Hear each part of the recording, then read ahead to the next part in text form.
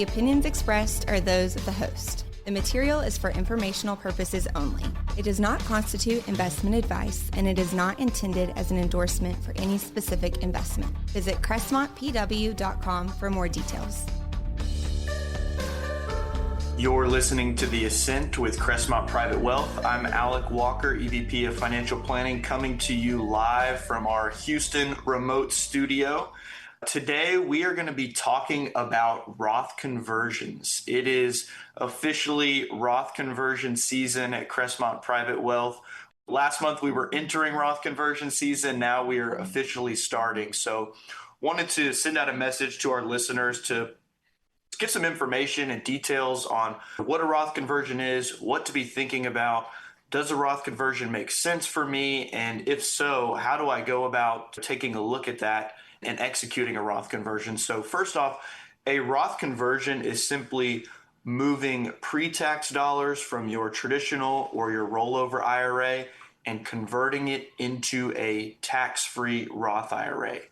To do a Roth conversion for the 2025 tax year, it must be completed by December 31st. And that deadline is a hard and fast deadline. We like to get those completed by early December at the latest. And so this is why Roth conversion season starts now. We may have had some initial conversations earlier in the year with our clients that it's applicable to, and now we're doing those analysis to where we can submit the paperwork and complete those and execute them by early December. And, why do we want to do this at this time of the year versus earlier in the year? Well, we want to wait until fall to do our Roth conversions because we may have a better sense of what a individual or a family's taxable income is for the year.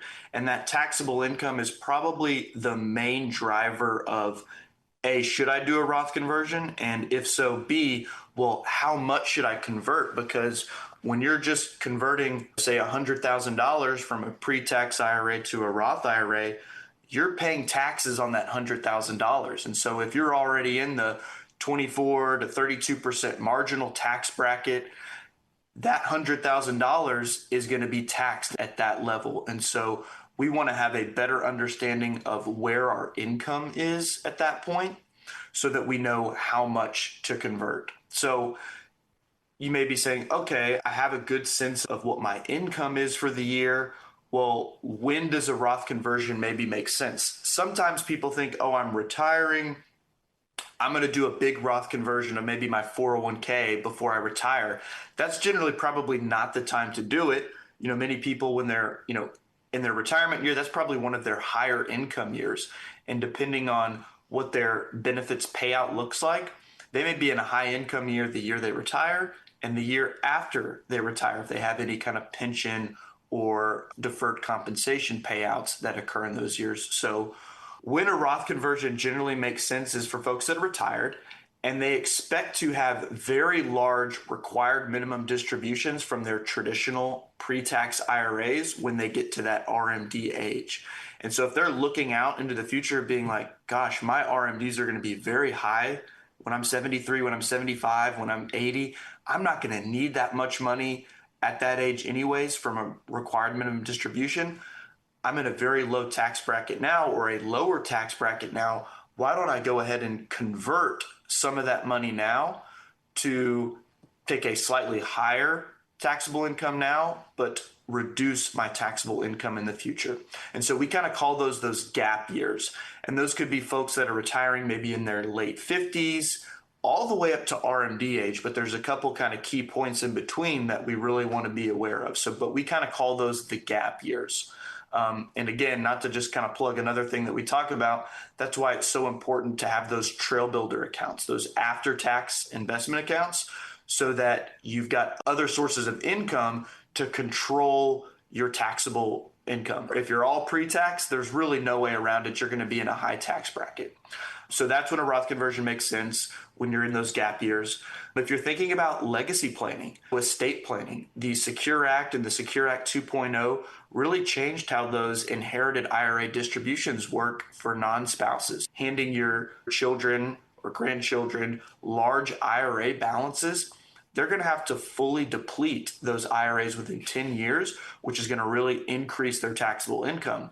So if you're able to convert more money to a Roth IRA and transfer inherited Roth IRAs to your children, they're still going to be subject to those distributions, but that's going to be tax-free distributions versus taxable from an IRA. So that's the third point. The fourth point is to hedge against future tax rate increases. So, the One Big Beautiful Bill that just passed this year kind of kept those 2017 tax rates at the current levels, which is historically very low levels. So tax rates are currently very low. We don't know what the future holds. I would say probabilistically, statistically, given where things are with the federal deficit, kind of the demographic makeup of the country, it's possible that we could see taxable rates, income tax rates increase in the future. So you're kind of hedging as well to say, hey, I'll take advantage of these lower tax rates in the lower tax bracket that I'm in at today's level. And then finally, we run these analysis with our financial planning software and our tax analysis software. There's a possibility that by converting, taking money at lower tax rates today, lower tax brackets versus large distributions in the future at higher tax brackets, that families or individuals end up paying less in total lifetime taxes by executing Roth conversions. So those are kind of the 5 main reasons that we look at when a Roth conversion might make sense. You're listening to The Ascent with Crestmont Private Wealth. I'm Alec Walker, talking about Roth conversions, when they make sense, and how to execute them. Before we get to the hows, I want to just kind of make sure we cover some of the key rules and the gotchas that can run people into trouble. So again, as we stated at the top, definitely want to get your Roth conversions done by December 31st, early December at the latest if possible to process those. And there's no takebacks. So again, why we wait until later in the year is once you make that conversion, there's no unwinding it. So if we kind of have a surprise capital gain or a surprise income that comes in at the end of the year, there's really no way around it. So we try to wait as long as possible to do that. The third big gotcha, this is the big one, is the 5-year clock. So when you convert, let's say again, using that $50,000, when you convert that $50,000 in 2025 to a Roth IRA, you've got to start that 5-year clock. So you have to wait 5 years before you can access that $50,000 without penalty. So this generally is not an issue for our clients because in the way we plan out our cash flows and our distributions, if we're converting Roth dollars at 60, at 65, or 70, we've got other sources of income that are going to be filling those 5-year windows to where that Roth IRA is either much later to be used in the income plan or purely legacy or aspirational capital, as we call it. The other key point that we look at in our analysis, so number one, we want to see where we're falling in the tax brackets. That's the biggest driver. But then number two, the one thing you want to be thinking about is once you get to age 63, you got to be thinking about how is this going to affect my future Medicare premiums? So at 65, that's when, folks enroll in Medicare. The way they determine what your Medicare premiums are each year is they look back 2-year priors. So that first year when you turn 65, they're going to look back at your age 63 tax return 2 years prior. So that would be 2023 this year and say, okay, what was your income in 2023? That's how we determine what your Medicare Part B and D premiums are. So once a client reaches 63, we're not only looking at their federal tax bracket projections, but also how they fit on those Medicare Part B and D, they call them the IRMA brackets, how the income is going to affect those premiums there.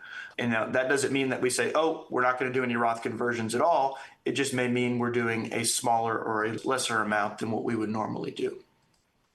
Your income can also affect any Affordable Care Act. So if you retired before 65 and your company doesn't provide any employer-sponsored coverage and you're on just a marketplace insurance plan, your income can also affect your premiums related to this. And then finally, estimated taxes. So again, like we said at the top, when you're converting money to a Roth IRA, this is considered taxable income. And so, especially if you're retired, you may or may not be making estimated tax payments. When we make a conversion to a Roth IRA, we always recommend that clients make an estimated tax payment, and we work with them and the CPA to help make that estimation. A way to optimize the Roth conversion you can withhold, if you're going to convert $100,000 and you say, okay, I'm expecting my average tax bracket to be about 20%. I'm going to withhold $20,000 for my conversion. $80,000 is going to end up in the Roth IRA. We try to make estimated tax payments with dollars outside of the IRA so that you're getting that full $100,000 into the Roth IRA, which is going to maximize your tax-free growth. And then you make that $20,000 estimated tax payment directly to the IRS with outside funds. So that's one thing we try to do. Again, Crestmont is not a CPA. We do not give tax advice or file taxes for clients. We like to coordinate with possible, give recommendations, and always recommend that clients and individuals consult with their CPAs to make sure that they're running these tax projections correctly. So a simple, kind of how do I go about seeing if a Roth conversion makes sense for me? I'll give an explanation of how we do this for our clients. So what we'll start with is we'll ask for a copy of their most recent tax return. So hopefully it's their 2024 tax return that they've already completed. We'll run an analysis of, okay, what was the income this year? Are we projecting the same amount for 2025? What is different?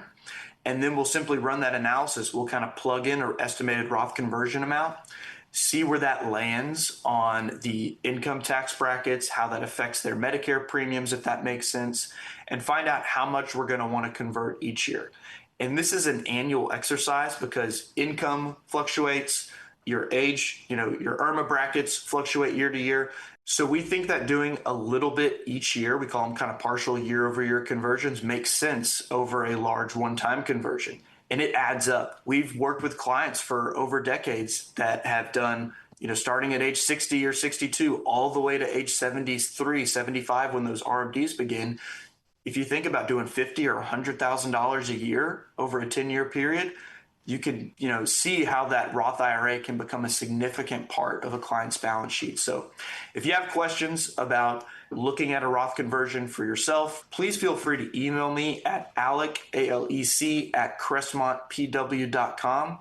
Be happy to have a discussion with you and, even run an analysis. Like I said, copy of your tax return in a quick 30-minute meeting to go over your projected income is a way that we can talk about if a Roth conversion makes sense for you. Again, you've been listening to The Ascent with Crestmont Private Wealth. You can find us at CrestmontPW.com to learn more about our services and our team. Again, if you have questions about your own situation and Roth conversions, email me at Alec at CrestmontPW.com. Thank you.